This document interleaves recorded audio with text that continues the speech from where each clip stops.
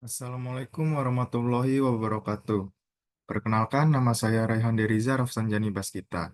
NIM 20230201203. Di sini saya membuat presentasi untuk mengerjakan ulangan akhir semester pengendalian dan penjaminan mutu. Saya membuat presentasi tentang ISO 45001. Apa itu ISO 45001? ISO 45001 adalah suatu standar global dalam sistem manajemen kesehatan dan keselamatan kerja.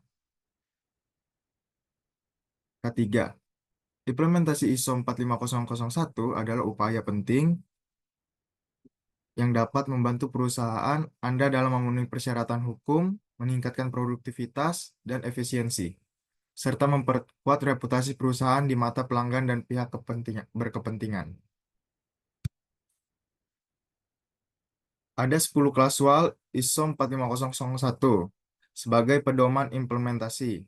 Yang pertama, ruang lingkup atau scope, acuan normatif atau normative reference, istilah dan definisi, term and definition, konteks organisasi, context of the organization, kepemimpinan dan komitmen. Yang keenam, perencanaan. Yang ketujuh, dukungan. Yang kedelapan, operasional. Yang kesembilan, evaluasi kinerja. Yang 10, peningkatan. Apa arti ruang lingkup? Ruang lingkup menjelaskan cangkupan dan batasan dari sistem manajemen K3 yang akan diimplementasikan. Lalu ada acuan normatif. Acuan normatif merupakan klausul untuk mencantum referensi normatif yang digunakan sebagai dasar dalam pengembangan ISO 45001. Lalu istilah dan definisi.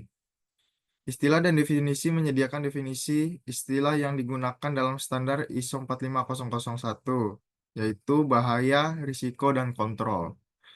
Lalu konteks organisasi.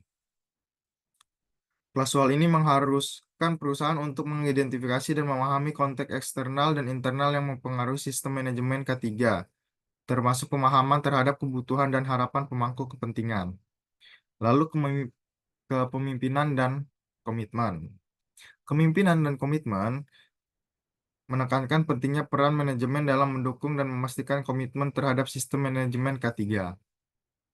Lalu yang keenam itu perencanaan atau planning. Planning mewajibkan perusahaan mengidentifikasi bahaya dan risiko K3, menetapkan tujuan dan sasaran, serta merencanakan tindakan mencapainya. Dukungan. Dukungan mencakup aspek seperti penyediaan sumber daya, kompetensi karyawan, kesadaran, komunikasi, dan dokumentasi yang diperlukan untuk mendukung implementasi. Lalu, operasional. Operasional mengatur pengendalian operasional sehari-hari sejalan dengan kebijakan K3. Evaluasi kinerja.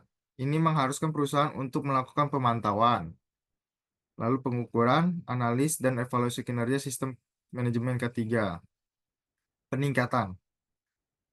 Peningkatan mencakup identifikasi dan tindakan korektif terhadap penyimpangan dan potensi penyimpangan dalam sistem manajemen K3. Selanjutnya, manfaat dari ISO 45001 atau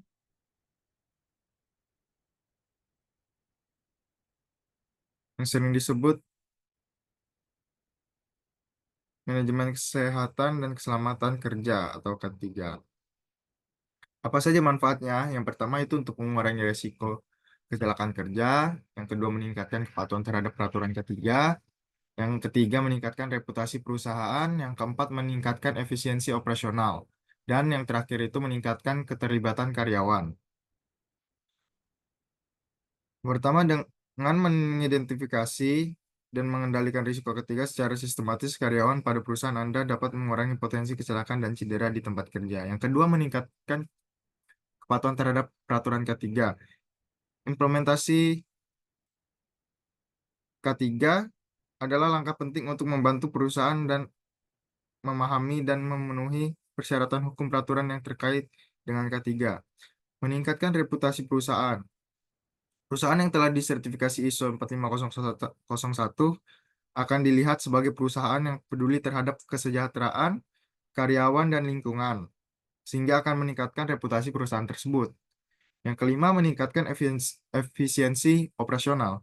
Dengan mengintegrasikan sistem manajemen K3 ke dalam proses bisnis, perusahaan dapat mengurangi biaya yang terkait dengan insiden K3, seperti biaya perawatan, kesehatan, waktu hilang, dan klaim asuransi. Yang kelima, meningkatkan keterlibatan.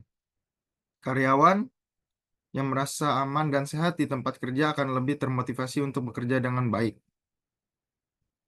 Selanjutnya, persyaratan ISO 45001.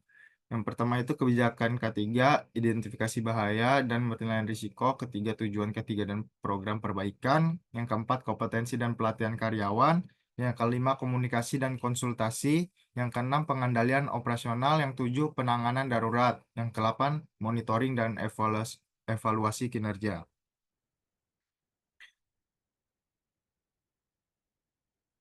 Kebijakan K3 harus menetapkan yang komprehensif, mencerminkan komitmen manajemen terhadap keselamatan dan kesehatan kerja.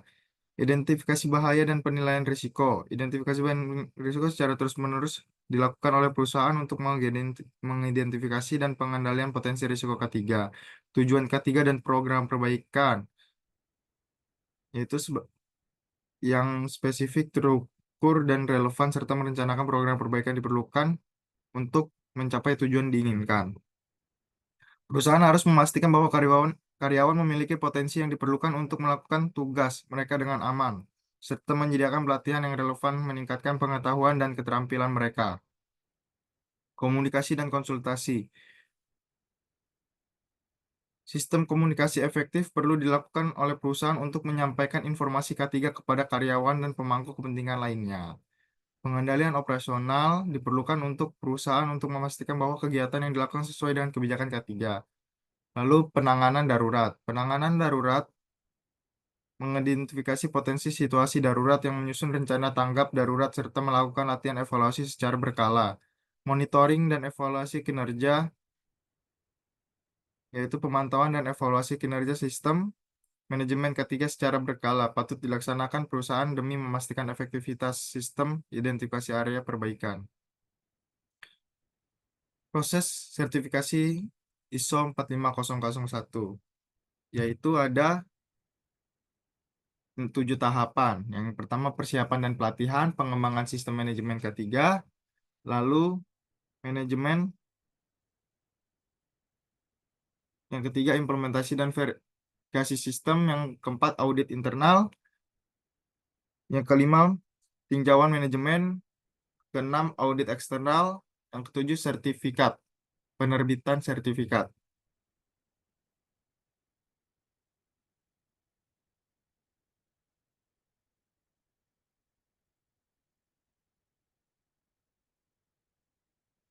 Selanjutnya ada langkah-langkah implementasi ISO 45001, yaitu ada 8 langkah-langkah. Yang pertama itu komitmen manajemen dalam melakukan pengembangan ISO 45001 atau untuk keamanan karyawan, kesehatan karyawan saat bekerja. Pembentukan tim implementasi. Yang kedua, pembentukan tim implementasi itu untuk mendirikan sistem manajemen ketiga.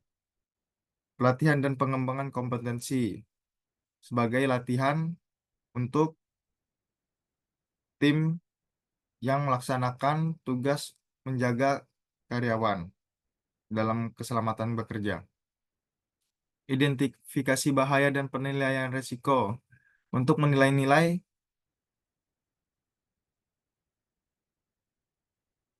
risiko ketiga yang terkait dengan kegiatan produk dan layanan perusahaan. Yang kelima, pengembangan sistem manajemen K3. Perusahaan wajib mengembangkan sistem manajemen K3 yang sesuai dengan persyaratan ISO 45001. Yang keenam, implementasi sistem manajemen K3 merupakan langkah penting dalam meningkatkan kesehatan dan keselamatan kerja di perusahaan. Lalu yang ketujuh, audit internal dan tindakan korektif. Perusahaan Terus melakukan audit internal dan mengambil tindakan korektif yang diperlukan untuk mengatasi penyimpangan dan potensi penyimpangan dalam sistem manajemen ketiga. Yang ke-8, persiapan dan pelaksanaan audit eksternal. Perusahaan perlu siap untuk menghadapi audit eksternal dan berkolaborasi dengan auditor untuk memeriksa keefektifan implementasi sistem manajemen ketiga. Nah, yang terakhir ada perbedaan ISO 45001 dari standar K3 lainnya. Ada tiga, yaitu fokus pada pendekatan manajemen risiko, yang kedua pemimpinan dan komitmen manajemen, yang ketiga keterlibatan karyawan. Fokus pada pendekatan manajemen risiko, ISO 45001 menekankan pendekatan manajemen risiko dalam mengidentifikasi, mengendalikan, dan mengurangi risiko ketiga. Yang kedua, kepemimpinan dan komitmen manajemen menekankan peran manajemen dalam mendukung dan memastikan komitmen terhadap sistem manajemen ketiga. Lalu yang terakhir itu keterlibatan karyawan. Untuk mendorong keterlibatan karyawan dalam pengelolaan ketiga termasuk identifikasi bahaya, penilaian risiko, dan pengembalian keputusan yang terkait dengan ketiga. Nah, ini ada dua contoh perusahaan-perusahaan yang telah mengimplementasikan ketiga, yaitu ada PT Petromia Gresik dan PT Utomodek. Nah, kebijakan sistem manajemen PT Petrokimia Gresik yaitu yang pertama menempatkan keselamatan, kesehatan kerja, dan lingkungan hidup K3LH sebagai prioritas utama dalam setiap aktivitas dan seluruh kegiatan siklus hidup produk, mencegah kecelakaan dan penyakit akibat kerja serta kerusakan sarana dan prasarana, lalu menjamin kepuasan pelanggan dengan menyediakan produk pupuk, produk kimia, dan jasa tepat mutu, tepat jumlah, tepat jenis, tepat tempat, tepat waktu, dan tepat harga. Yang keempat, mentaati dan mematuhi peraturan-peraturan dan perundang-perundangan dan persyaratan lainnya yang berlaku tanggap terhadap isu-isu K3. Lalu ada Departemen Keselamatan dan Kesehatan Kerja, memiliki bagian pemadam kebakaran yang berkewajiban untuk mengidentifikasi dan mitigasi potensi risiko kebakaran. Yang kedua, PT Utomodek terus meningkatkan komitmen penerapan K3. PT Utomodek Metal Works terus meningkatkan komitmennya dalam memberikan perlindungan terhadap pekerja dengan menerapkan prinsip safety, yakni keselamatan dan kesehatan kerja K3. PT Utomodek menyadari betul bahwa area pekerjaan konstruksi yang ditangani, khususnya pemasangan atap di tempat yang tinggi, penuh dengan resiko yang dapat menyebabkan kecelakaan kerja. PT Utomodok memperhatikan dan mentaati seluruh belait yang diterapkan pemerintah berkaitan dengan K3. Mulai dari undang-undang, peraturan pemerintah, peraturan menteri terkait, keputusan menteri terkait, instruksi menteri terkait, hingga surat edaran institusi dalam sebuah kementerian. Itu presentasi saya sebagai ulangan akhir semester 2024-2025 pengendalian dan penjaminan mutu, mata kuliah IND 227 pengendalian dan penjaminan mutu, Fakultas Teknik Prodi Teknik Industri, dosen Bapak Muhammad Abduh STMT. Saya Raihan dari Zaraf Senyambas kita NIM 20230201 203. Terima kasih. Assalamualaikum warahmatullahi wabarakatuh.